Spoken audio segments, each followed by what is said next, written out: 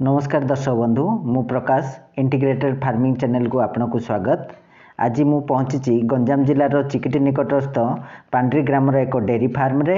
एई farm रो उद्देश्य है चाषी भाई मानू विभिन्न प्रकार ब्रीड रो गाई जोगाई देवा एवं जो चाषी भाई माने कौन सी स्पेशल ब्रीड डेयरी स्टार्ट करने को चाहते यही चाषी भाई सहित जोगाजोग करें। इंटीग्रेटेड फार्मिंग चैनल को चाषी भाई को स्वागत। आप नाटा बाबुला साहू। आपण कौन कौन ब्रीड रो गाई रखिछंती? हमें रखिछु गिर रखिछु, दर्शी रखिछु, हॉलस्टाइन रखिछु, मिक्स भी रहउछि। आपण सेल पर्पज रे रखुछंती सब गुडाक। एडा को ब्रीड गाई? हॉलस्टाइन। आरो केते लीटर क्षीर दउची? 15 टू 18। आरो प्राइस कोन रखिछंती आपण? आरो रखाई के रेट 60 टू 65। ए गाईटा कोन ले कि केते दिन हला? आरो 15 दिन तो 20 दिन। आरो बाछुरी कोन? बाछुरी अंडा अछि।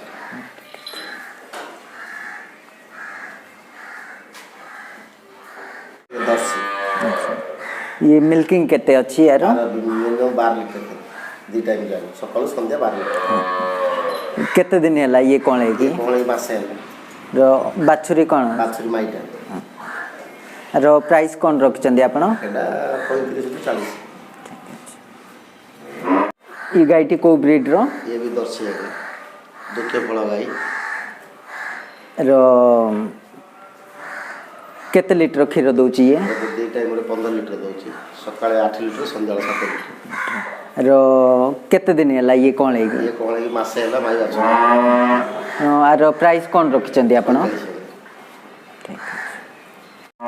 आपण पाखरे वर्तमान केते गाई अछि अवेलेबल? 50 टा गाई अछि।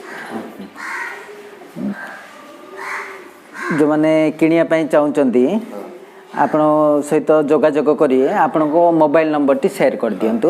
99 37 68 39 42।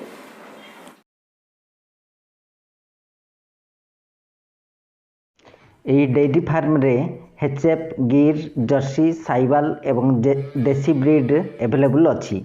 आपण को एथि मध्यरु कौनसी गाईर मिल्किंग कैपेसिटी जानिया पई आग्रह हेले मते कमेंट रे जणांतु। मु आपण पई सेही ब्रीड को कवर करी एवं आगो को नहीं आसुआ एभली वीडियो रे जोड़ी रहिबा पई मो चैनल को सब्सक्राइब करंतु।